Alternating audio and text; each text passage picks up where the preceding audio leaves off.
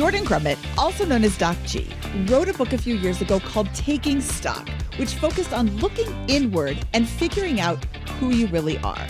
His follow-up, called The Purpose Code, was written because once you figure out who you are, you then need to figure out what you're meant to do with your life. Hello, hello, hello, and welcome to the BiggerPockets Money Podcast. My name is Mindy Jensen, and with me, as always, is my purposeful co-host, Scott Trench. Thanks, Mindy. Looking forward to a very intentional podcast with you and Doc G today. BiggerPockets has a goal of creating 1 million millionaires, and you are in the right place if you want to get your financial house in order and make it as meaningful as possible once you get there, because we truly believe financial freedom and purpose are attainable for everyone, no matter when or where you're starting. Today, we're going to discuss how to combat the feeling that walking away from a job after reaching financial freedom is somehow a bad thing. And we're going to talk about how comparison is the thief of joy when it comes to finding your purpose. Doc G, we are super excited to have you on the BiggerPockets Money podcast again today. How's it going? And welcome back. Thank you so much for having me. Scott and Mindy, two of my favorite people because we have these great conversations, so I'm just happy to be here. Okay, Jordan. All right. You are uniquely qualified as this kind of, I use the phrase life philosopher, I guess is the way I would describe you, in a way that very few people really have. You have credentials that really people don't get access to in a lot of ways. Could you just give us a quick overview of your background and how that is translated to your FI journey and what you think about and what you write about and talk about on a regular basis? I often laugh when I tell people I'm, a hospice doctor who's also a personal finance expert. Two things that don't really go well together, but they actually do. So I had trained for and became a doctor, and at some point got burned out and realized that this wasn't fitting me. It didn't fit my version of identity or purpose. And at that time, I discovered the financial independence movement and pivoted. It took a number of years, but I eventually pulled back from medicine, kept the only thing that really felt purposeful, which was being a hospice doctor. I would do it even if I wasn't being paid for it, so I kept doing that. But then dove into a blog and eventually a podcast about personal finance. And on my podcast, I'd have people like you guys, these financial independence experts, these entrepreneurs, these really successful people who would talk all about how to accumulate wealth. But often when we started talking about things like what does enough look like, or why do I want all this money, there were a lot of pauses. And strangely enough, I found that the people who had the answers to those type of questions weren't always my finance people. It was actually my dying patients who I was taking care of in hospice. They could sit back and say, boy, now I'm at the end of my life. I really regret that I didn't do X, Y, Z. And that sounded really purposeful to me. And so I started thinking about this with my first book, Taking Stock. Really, the main premise is what the dying could teach us about money and life. And a big part of that was that we should be putting purpose, identity, and connections first.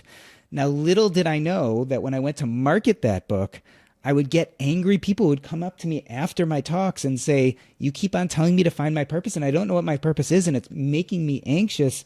Please stop telling me to find my purpose. That obviously sent me down the rabbit hole, which eventually became my book, The Purpose Code. And really my goal was, think about this.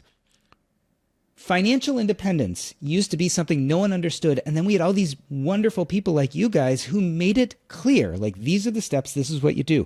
Real estate used to be something sort of a black box. We knew it was powerful, but we didn't know how to start. And then BiggerPockets comes along and says, these are the steps, this is what you do. The problem is we're at that same inflection point with purpose. We know purpose is important, but there's never really been someone who's kind of laid it out and said, this is how you develop a life of purpose. And so that was really my whole goal, is to make it as obvious and straightforward as financial independence or real estate is. I wanted purpose to feel that way. Jordan, the Purpose Code really does feel like the logical next step after you read Taking Stock, you've done the homework. I don't think anybody should be reading either of these books in like one sitting, just, whew, okay, now I'm done. What's next? I think they are, I say this very lovingly, they're heavy reads. They're not your typical finance book. They really want you really are trying to get people to look inward and see more of, what makes them tick, what makes them happy. And one of the things that is, I'm starting to see a lot of articles popping up with social media and the negative impact that it has on children, on teens, on everybody. what impact do you think social media and the perfect Instagrammed life has on finding your true purpose? I think it has everything to do with it, and a big reason why we have so much anxiety. Look, exactly like you said, thinking about purpose is not straightforward, and it is a little bit of the heavy lift. And a lot of us don't want to do that. And so we're sitting around thinking purpose is like this all or nothing thing that either we figure it out and we live a great life, or we don't figure it out and everything is lost. And since we don't know how to figure it out, what do? We go to Instagram, we go to TikTok, and we try to grab onto someone else's version of purpose. We can't figure out what ours is, but hey, those six-pack abs looks great. Maybe I need to be in the gym.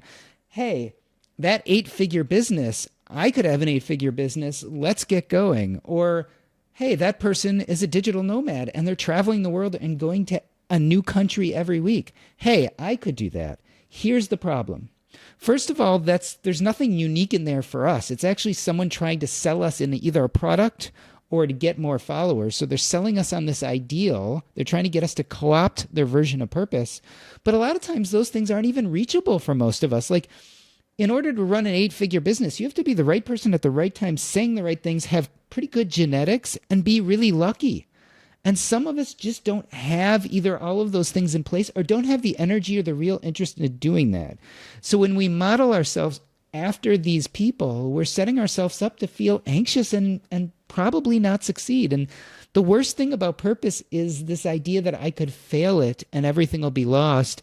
It actually keeps us from even searching because it feels so heavy. Okay, so Jordan, how do you define purpose? Because simply having six-pack abs is not purpose. So here's the thing. Let me tell you how I don't define it, and then let me tell you how I do define it. Colloquially, basically, people think of purpose as the why. Like, why do we do what we do? But actually, I think purpose is simply doing action in the present and future that fills you up. So purpose is as simple as doing things we love to do. Why do I think defining it as our why is not so great? Because again, it becomes really high stakes. It's like there's this one thing that should be my why, and either I find it and we're like totally happy, or I don't find it and live a miserable life. It sets us up to feel bad and anxious. And I think it's a lot more simple than that. It's just, what could I really enjoy the process of doing?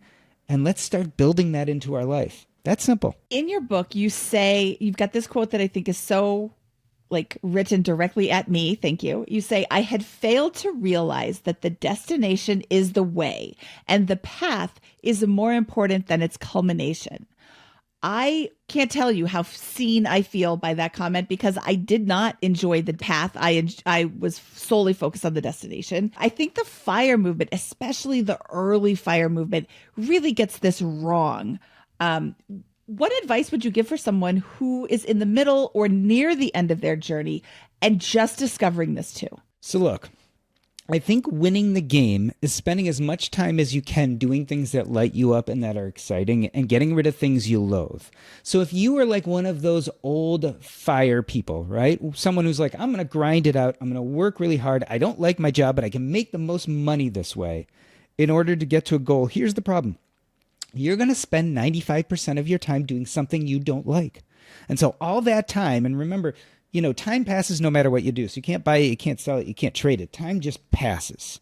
And so if you're filling all that time up with things you don't like doing, a few things can happen. One, you could be like my father who died at 40, which means you might die before you ever actually get to the pot of gold. That's the first problem. The second problem is we all know that when you get to that goal, you generally aren't happy that long. So when you finally hit FIRE and you're like, I have enough money and I can quit this job I don't like, you tend to habituate back down to your baseline level of happiness fairly quickly. Might be a few days, it might be a few weeks, but then you find that basically you're still not where you want to be. So the key here is that if we kind of set ourselves on these goals, once you reach the goal, once you habituate down to your baseline level of happiness, you have to set another bigger goal.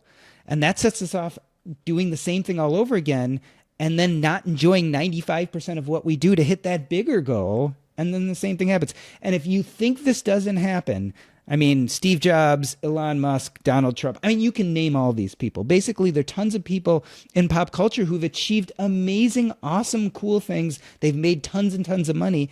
And yet we look at them and you're like, boy, you don't look particularly happy. Yeah, no, none of those people you just listed off seem like they're having a great time at life, even though they have a lot of money. And they're supremely successful. Not just money, but they've actually achieved amazing things.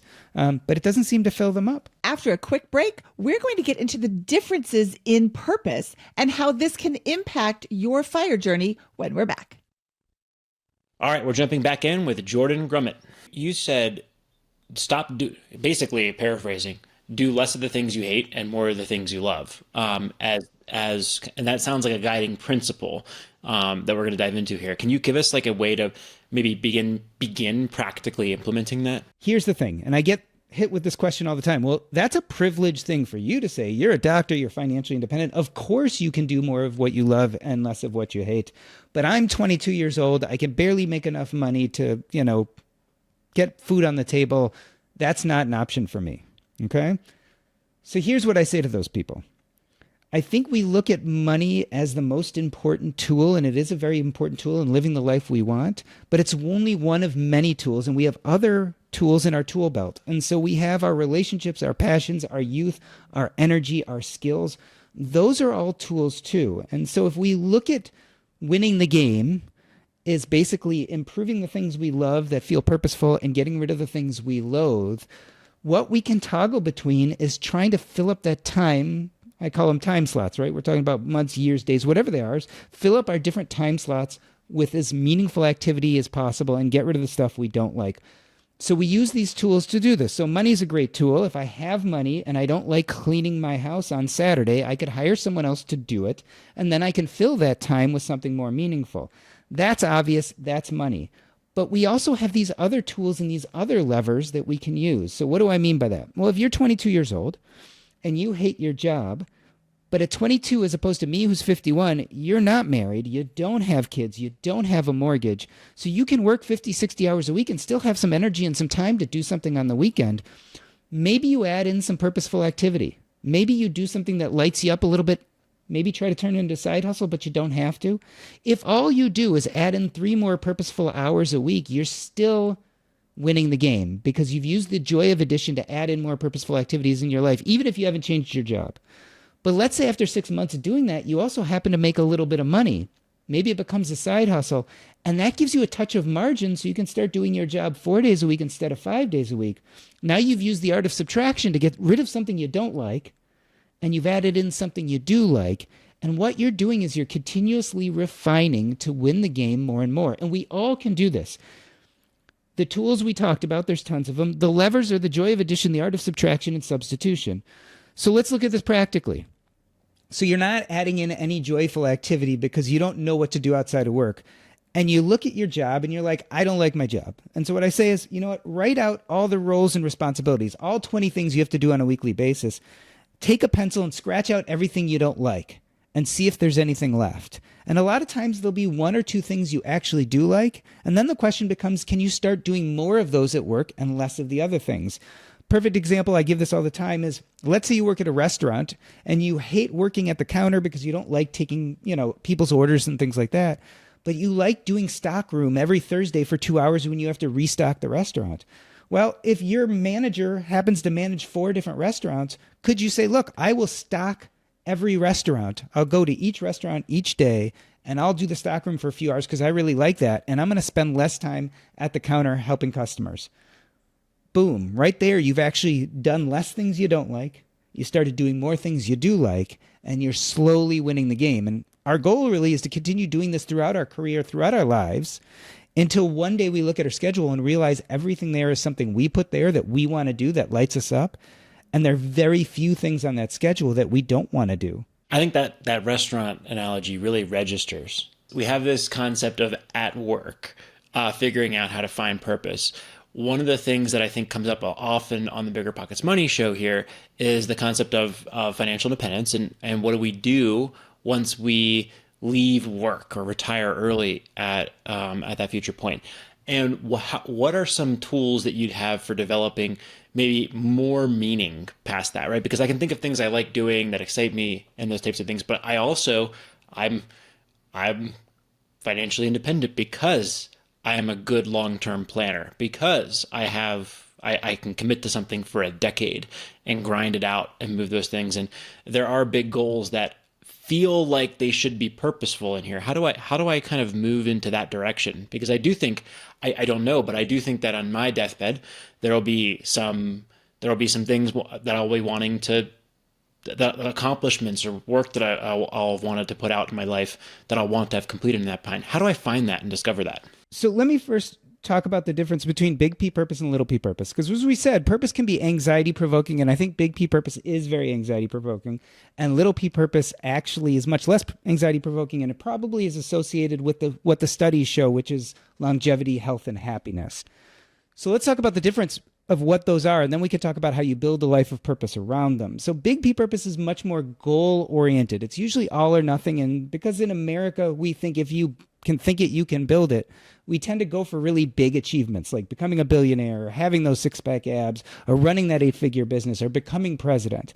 The problem with those type of goals as the version of purpose is they're really hard to achieve. They're very easy to fail, and usually they're all or nothing. You either get there or you don't. And so a lot of times this leaves people very anxious when they aren't the right person at the right time with a lot of luck and the right genetics. They don't really have agency. Little p purpose, on the other hand, is purpose associated with process and not goals. So what we're really talking about is doing things that light you up as you do them. Instead of being all or nothing, they're all or all because they're incredibly abundant. There are a million things you could enjoy the process of doing, whereas big P purpose is a little bit more scarce because you either get there or you don't, and there's a lot of people fighting to get to the top of the mountain. So the bigger question then is, well, how do you develop a life of purpose? And I said develop, right? Because I don't think we find our purpose. We build or create it. But it is true that we have to have these anchors or these inklings, these things that light us up that we want to then build a life of purpose around. And so the better question is, well, how do we figure out what our purpose anchors are? And in the book, I talk about 3 or 4 different ways we can do that. My dying patients taught me about regret. So regret in a dying person is really sad and frustrating because they can't do anything about it. But if you can think today about what you would regret if you died next week, you can then take that and turn it into a purpose anchor. For me, that was writing a book in traditionally publishing. If I had died 5 years ago, I would have really regretted that I never got into the arena and tried to write that book and traditionally publish it.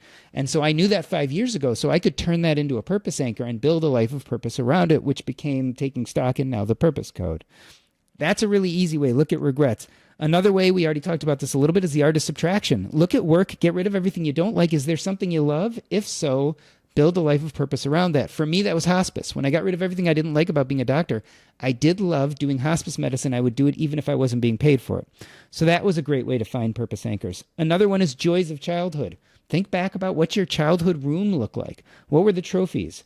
What were the pictures? What were the paintings? A lot of times kids pursue purpose without fears and without worrying about what they're going to become for a living, but we abandon those as we get older. For me, that was baseball cards. I loved baseball cards as a kid. If I ever feel like I need to build more purpose in my life, I could go back to collecting baseball cards.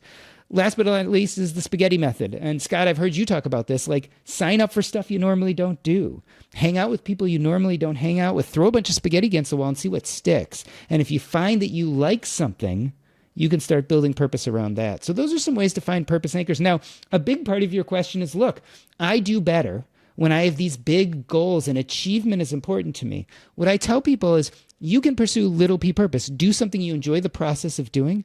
You can still set big goals. But the key is you don't want your happiness or your version of achievement to only rely on meeting or not meeting those goals. You want to really enjoy what you are doing. And so if you're financially independent and you're like, well, I don't want to just sit around, think about what would light you up. And then if you want to make some big goals around it, I think that's great. But make sure that you still love the process of doing what you're doing, regardless of whether you hit the goals or not. Because if you start hating what you're doing in retirement because you're like, I need to hit this goal because that'll mean that life is good, you're going to spend a lot of time doing things you don't like the process of doing just for possibly hitting that goal, which you might or might not hit. And even if you do hit, you're going to be looking for that next goal right after you do. Really powerful advice there. Lots of good tips and tricks. I think for me, I'm a huge, I don't know if this is the case, but maybe you could coach me on this actually. I have a big list of lifetime goals in a bunch of different categories, right? Family, relationships, lifestyle, fitness, mental, business, financial, around there. And My belief right now is that I'll regret not having completed many of those, or as many of those as is reasonable around there. How close will I be in your experience with the people who have actually that ended up there and reflecting in these positions? So here's the thing. I believe you have what's called a meaning problem as opposed to a purpose problem. Many people in your situation think they have a purpose problem, and often they come to me for coaching for that. So let me explain what the difference is. I think happiness is a mix of two things, meaning and purpose. And meaning and purpose are not the same thing, although lots of people think they are. Meaning is how we cognitively think about our past. It's the stories we tell ourselves about ourselves, and it's a journey to feeling enough. Let me explain. Happy people tend to tell themselves a heroic story about themselves. They see their hardships and their traumas and their things in their past, and they say, I was enough on some level, and that's where I got to where I am today, and I'll continue to be enough in the present and future because I was in the past. That's happy people. Unhappy people tend to tell themselves a victim story. They say, I had these traumas, I had these difficult times, and I was thwarted, and I'll continue to be thwarted, and that's why I am where I am now. And they see the present and future as also a place where they won't be able to get what they want to get. They see themselves as not enough. The problem with a lot of people is they have a meaning issue. They don't feel enough inside, and they try to solve it with purpose. Purpose is not about the past, and it's not about the thoughts. It's about the present and future, and it's about actions. It's doing the things we like to do that light us up. If you're struggling with meaning and you skip that part, you don't go to therapy, you don't rewrite some of those narratives about your childhood, you don't address them. If you just skip that and you try to go to purpose, that's where we get the Steve Jobs and the Elon Musk and these kind of people who they keep on trying to purpose their way to happiness. They try to purpose their way to enough. And what that looks like is if I just achieve these things, I'll be able to check the box and say I'm good enough. If I just make it to 1 billion, I'm good enough. If I just build the business, I'm good enough. The problem is it doesn't work because you achieve these things. If you're lucky, right? If you really push and you really grind, you achieve these things, but it doesn't solve the problem. And so you have to double down and achieve even more. Listen, I walked this path. When my dad died at 7, I was a little kid and I saw the world through the lens of I must be responsible. So I decided the way I was going to cosmically fix this is to become a doctor. That became what I would call my big P purpose. And I worked hard and I grinded it out. And I'm like, if I just become a doctor, it's going to solve this thing that happened to me as a kid. And guess what? I got there and it didn't solve anything. I was just a doctor who still felt bad about my dad's death. The way to fix that was not to save more people or to become the head of medicine or to become a super doctor. The way to deal with that is I had to go back and rewrite that story and realize my dad died because he died, and I was just a good kid who went through this trauma, and I can let myself off the hook and realize I was good enough back then, I'm good enough now. I don't have to prove anything with my sense of purpose. I can just joyfully walk into purpose and do the things that I really love doing, and that's enough. All right, after a quick break, we will be back again with Jordan. Thanks for sticking with us. Let's get back into it. It's very powerful what you're saying here, and I'm also, my brain doesn't really work in the same way with that, right? I don't know if I don't know if I struggle with a meaning or whatever issue there. I think what I'm hearing you say is these big goals. You said it was like this American concept, of big goals. There is big purpose, and then little purpose is really what it's all about. Replacing the things that make you unhappy with the things that do make you happy. I guess help me with the quintessential FIRE American goal-setting mentality here. How do I translate what you're saying there with the little p into something that I can action against if, for example, I'm not struggling with the meaning component? So here's the point. If you're no longer trying to prove your worthiness with goals, you can still have goals. And in fact, you can still have big, audacious goals. But the point is that the activities you do to get to those goals are things you deeply love and excite you and light you up. And you almost become goal agnostic. It's like you can set that goal, but the truth of the matter is you like what you're doing so much. If you reach that goal, great. And if you don't reach that goal, you enjoyed what you're doing. So I give you a perfect example. For me, it's podcasting.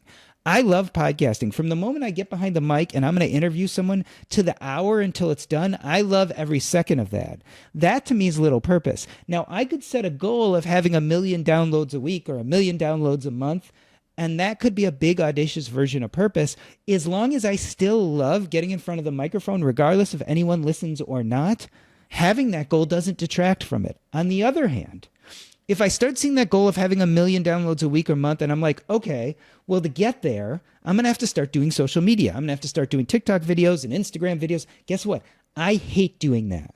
And so if I spend an hour doing this thing I love, recording the podcast, but then I spend the next 7 hours on social media doing things I hate in service of this goal, I've kind of already lost the game, even if I make it to the goal. Because once I make it to 1 million downloads a week, I'll be happy for like a second, and then I'm going to want 2 million downloads a week, which means I'm going to have to double down and spend even more time on social media, which I hate, or more time marketing myself, which I hate, or whatever it is. And so I don't mind the goal, but when you start twisting your daily activities, not to do things you love or enjoy, but to do them because you think they're going to get you there and it makes you unhappy, that's when you lose. And isn't that the point of financial independence, so that we can stop doing things we don't like doing? I love it. That makes perfect sense. It's not about the workout moving you towards this fitness goal or whatever. It's about, I did a workout today because I like doing workouts, and I got it done. And now, like, the goal is to do workouts that you love, not to get to the fitness plateau. So this is a helpful distinction for me on this. And I think that means that we need to rebrand to Happy Pockets. Well, here's the thing.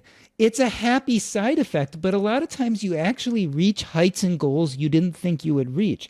Because when you do things that light you up, other people are attracted to you. Like a moth to a flame, people want to collaborate with you. If they have something to teach you, they want to teach you. And if they have something to learn from you, they want to be your student.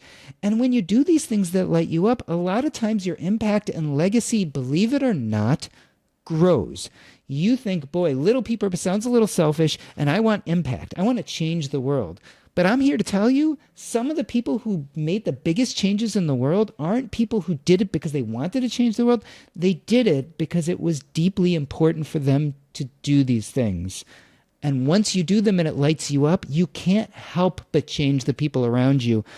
And unlike making $1 billion, we know what happens to $1 billion from shirt sleeves to shirt sleeves in 3 generations. Generally, by the 3rd generation, they've lost your money. But when you build a life of purpose, and your kids and grandkids see you and model that behavior, and they build a life of purpose also, that stuff lasts. So let's forget changing the world for a second here. And I just want to selfishly ask for some help with my goals, because I'm setting the 2025 goals here with this. And I'm learning here. This is super valuable and a really powerful concept here.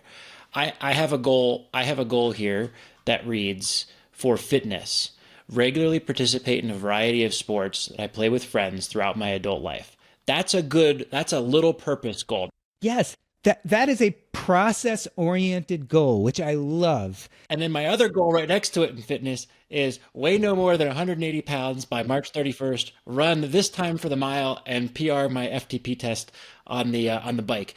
That is a big purpose goal. That is like, I have them right next to each other as a dichotomy there. Yeah. But it doesn't have to be. When does it become bad? It's great if you meet that 180-pound goal by hanging out with friends and exercising and cooking good meals with your family and all the stuff that lights you up.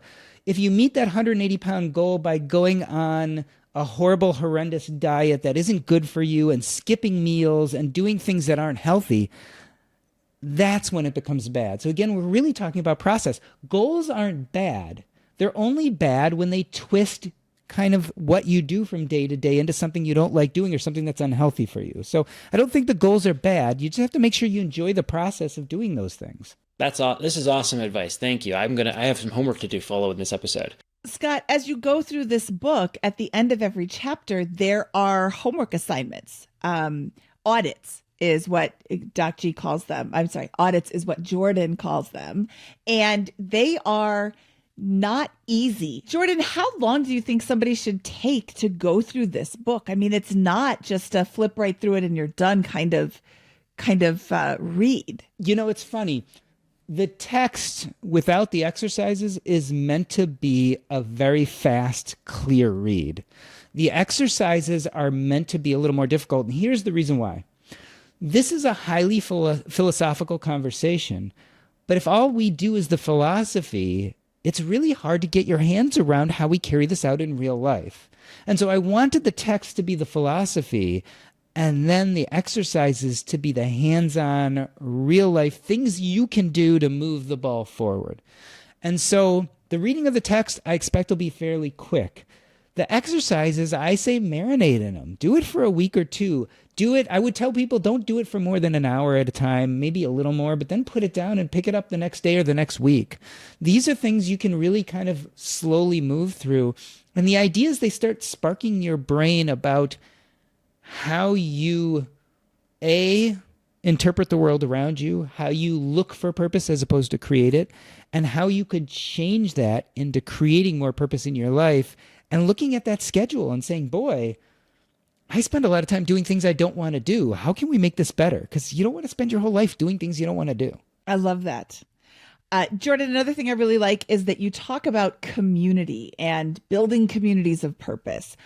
My community is so important to me. And I truly believe that in-person FI events are super important for anybody on the path to financial independence, just so you've got these connections with people who are all across the country, all across the world, who are doing the same thing that you're doing. So how do you suggest someone go about finding a community or creating a community of purpose? Well, here's the great thing.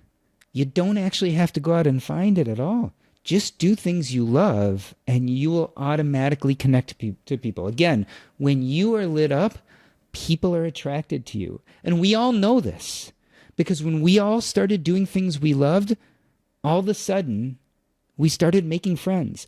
Look, I spent a lot of my childhood and early adulthood becoming a doctor, and it didn't light me up at all. And guess what? I had very few communities. I spent all my time with doctors, but I didn't get to know them really deeply. I hated hanging out in the doctor's lounge. It never felt good to me. The minute I discovered personal finance and started doing more communicating, that's the podcasting and the blogging, etc., I went to some of the same personal finance conferences you do, and I connected with people on a deeper level than some of the doctors I had known for decades, just within minutes. The point is, when you start doing things that really light you up, you can't but help find communities. People are drawn to you and you're drawn to them. And this is really where happiness lies. So the Harvard Adult Developmental Health Study started in the 1900s, and they pretty much tracked first Harvard students, then their families, then people in the greater Boston area as controls. And they started by doing questionnaires every 2 years. But as technology improved, they started doing blood tests, MRIs, EEGs, and they started tracking what makes people happy. And after 80 years of data, they found that it wasn't money, it wasn't your job, it wasn't achievements. What it was interpersonal connections. It's communities. It's the people you're connected to. Now, I would argue, a main argument of my book is if you pursue little p purpose, it's a great conduit to communities. Jordan, that is just about the most perfect place to end this conversation. I think we, surface level, covered a lot of what you cover in the book, and I really enjoyed reading it. I haven't done any of the homework yet, but I am gearing up to dive into that homework. And I feel like in the beginning, it's going to be a little heavy. And near the end, it's going to be this like, oh, I have this epiphany of what I want to do, as opposed to this slog to get the homework done. And, oh, great, now I've got another assignment. Like, I think each homework assignment is, like you said, meant to make you really think. And I've been so focused on my goal that I haven't sat down and just thought about my purpose. So I'm super excited to dive into this book. For people who don't have the advanced reader copy, where can they find it? Easiest place to go is jordangrummett.com. That's JORDANGRUMET.com. There you can find links to both of my books, Taking Stock and The Purpose Code, as well as all the places I create content today, including the Earn and Invest podcast and the Purpose Code Substack. That's jordangrummett.com. Awesome. Thank you, Jordan. And we will link to that in our show notes. I really, really appreciate your time today, Jordan. Thank you so much for having me. It's been a great conversation. Yeah, this was super awesome. And we'll talk to you soon. All right. That was Doc Big G, or Jordan with a big J. I thought the most powerful part of that discussion was purpose with a little or big P. Mindy, can you tell us? I would love to hear your reflection on the fire journey that you went through, which I think started as a big P, and you might, if you could go back in time, put a little bit more little P in there. But that's a guess. What's your reaction to that in today's show? Well, it's a pretty spot on guess, Scott. I had no little p and all big P. We were going to reach this goal and we were hell bent on getting there. And it was this like forceful, straight on, like, I don't know if you can see this if you're watching on YouTube, like just let's get there as fast as we possibly can, as opposed to enjoying the journey. And Carl and I have talked about this frequently. We wish we would have done things differently, and it was not an enjoyable experience. If Jordan would have written this book 15 years ago, thanks Jordan for the delay in your publication. If you would have written this 15 years ago and I would have done the research and, taken the homework and the quizzes and the audits that he has at the end of each book or at the end of each chapter, I really believe I would have had a different experience. I would be a different person than I am today. And I'm excited, nervously excited to go in and start doing this work. I know it's going to be a lot of work, but you're never too old to start changing your life. How about you, Scott? How would your journey have changed? I'm not so sure I would have changed as much on the journey. I still, as much as I admire and appreciate Jordan and think he's spot on, I think that part of the reflection about little p in a capitalist society comes once you cross the snowball, once the snowball begins turning from a wealth building angle to a certain degree, to a little bit. It's a privilege to be able to have that conversation. I don't think you need to get all the way to fire, right? Like I think if you're waiting for some several $1 million number way down the line, that's too much, right? You're not gonna have enough little p. But I think that getting over this hump, amassing maybe the first $100 or a couple $100,000 in wealth, especially early in life, like I do feel like that enables folks to then have these conversations or thought processes about those other purposes there. And it is important to get the ball rolling on some of those things. So my first couple of years in my 20s, I house hacked, I saved, I biked to work. I still played rugby. I still frolicked heavily on the weekends and those types of things. But I got the snowball going on the other side of going down the other side of the mountain on that front. And I think I loosened up and let up before fire came. And, I certainly have now on the other side of fire. But I don't know. I just want to be mindful of that and wonder if there's a privileged component to being able to have some of these discussions that money really does help enable to a certain degree. What do you think about that, Mindy? Oh, there absolutely is privilege. I'm wondering if, because your fire journey started after mine, I'm wondering if you learned from other people's mistakes, because I'm not the only person who had a similar journey to my journey and then got to the other side and was like, wow, I wish I would have taken a little more time to do that and enjoyed it a little bit more. So I'm wondering if that had an impact on your journey. Yeah, I think that I had the privilege of kind of coming in 2013 and seeing Mr. Money Mustache, for example. And okay, here's the playbook. Like, this is how you do it and get ahead without having to earn a crazy amount of income or whatever. You can just do it through frugality and boring old-fashioned index fund style investing. And then over the years on BiggerPockets Money, I've kind of learned, there's different stages here, right? Like this all-out, intense, big P, purpose-driven approach is really necessary to get out of debt, for example, right? To grind it out, to side hustle and get out of debt and into a position of stability with an emergency fund or whatever. And what is unhealthy is when people crank on that grind for 5 or 10 years beyond what is really necessary to accumulate enough in life. And there's switches that need to flip at certain points, right? It's a lifetime of accumulation of money is a waste, but a failure to get ahead on the journey will not give you the options maybe to pursue some of these other interests. And maybe that's where I'm trying to get to. I think that's really interesting, Scott. I wonder how many people have already had their journey changed or altered just by all of the stories that we've been sharing. Yeah, I hope that they find some little p purpose as part of that. So that's what it's all about, right? I think it's just a new way of articulating it from Jordan, who is, again, a master philosopher in this space. And I'm glad we have had, I think this is the third, fourth conversation we've had with him on the BiggerPockets Money podcast. And I'm sure there will be more in the future as well. Yep. He's awesome. I love hearing from him. And I am excited about this book. So check out The Purpose Code wherever you buy your books. All right, Scott, should we get out of here? Let's do it. That wraps up this episode of the BiggerPockets Money Podcast. He is the Scott Trench. I am Mindy Jensen saying, until then, fountain pen.